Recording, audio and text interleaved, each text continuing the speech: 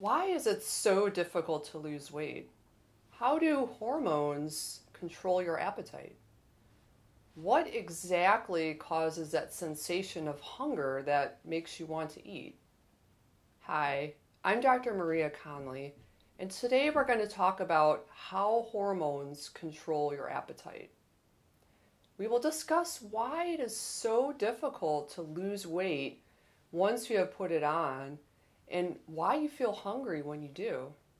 In today's environment, we have constant access to highly processed foods loaded in sugar and low in fiber.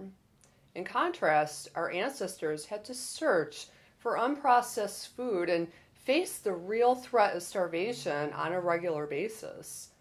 Our genes have evolved to support life in this type of austere environment. So our metabolic system is not well adapted to ready access to highly palatable sugary foods night and day.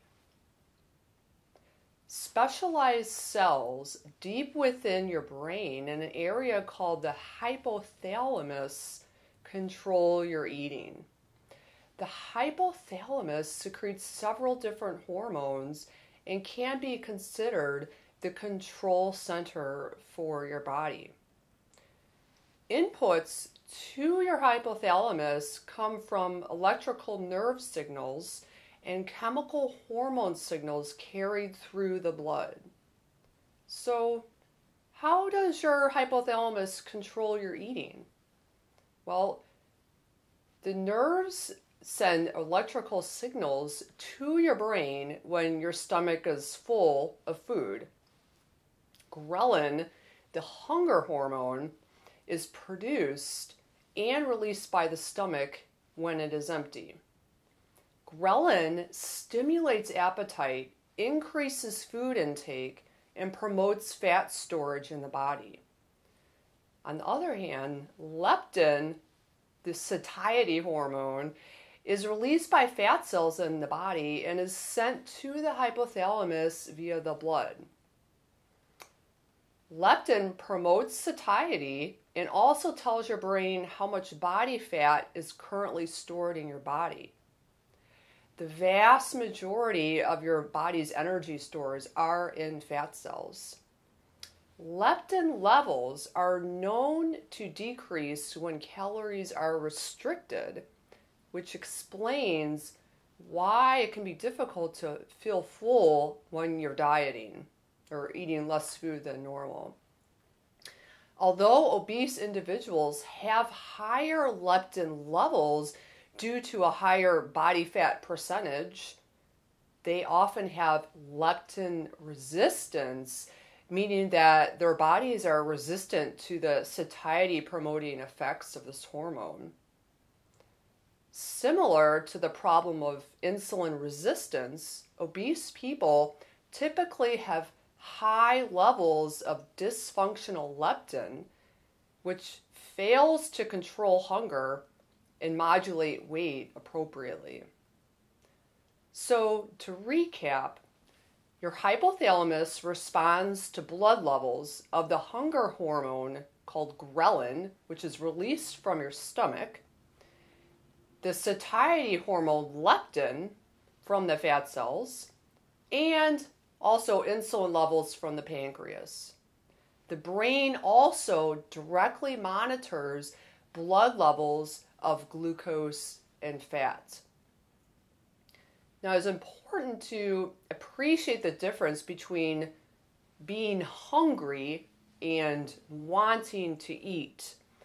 The sensation of hunger is under hormonal control and is not tied to a specific food.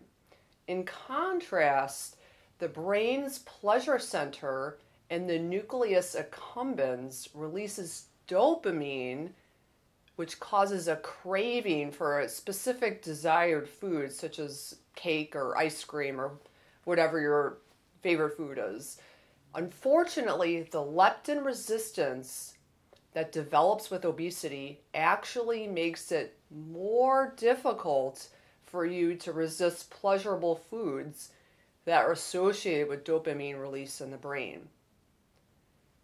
The most powerful food cue for many people is time of day.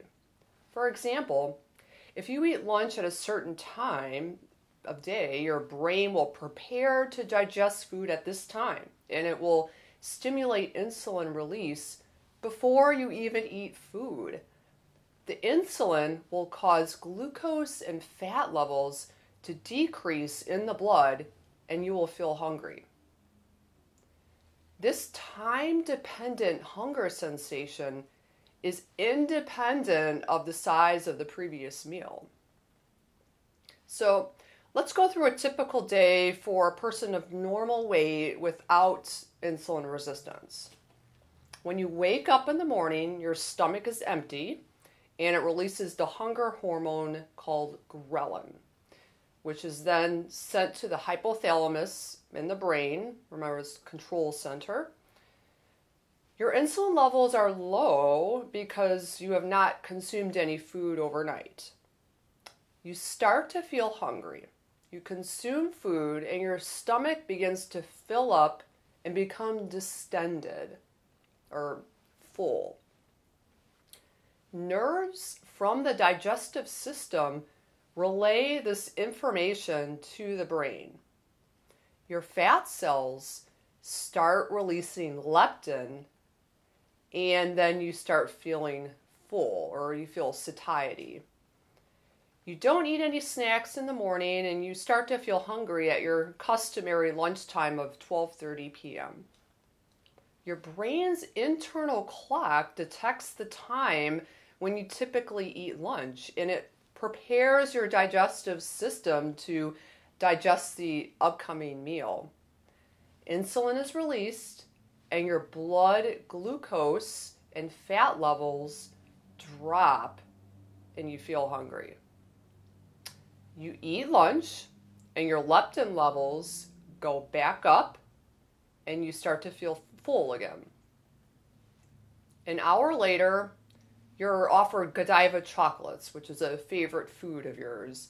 You anticipate the pleasure that you'll get from eating the chocolates. The pleasure center in your nucleus accumbens releases dopamine, which makes you crave the food even though you're not hungry. This time, you give in to your cravings and eat the chocolates. Several hours pass and your brain stimulates a hunger sensation around 6 p.m. when you typically eat dinner. So that's a day of hunger hormones and satiety hormones and how it all works in the body. It is important to understand the ways that your brain anticipates food and causes you to feel hungry.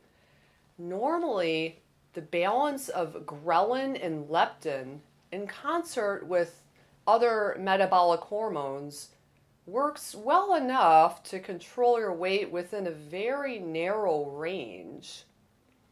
The constant availability of highly palatable, calorie-dense food over the past 100 years has been a big challenge for our species, which has consumed an unprocessed and bland diet over the previous 100,000 years or so.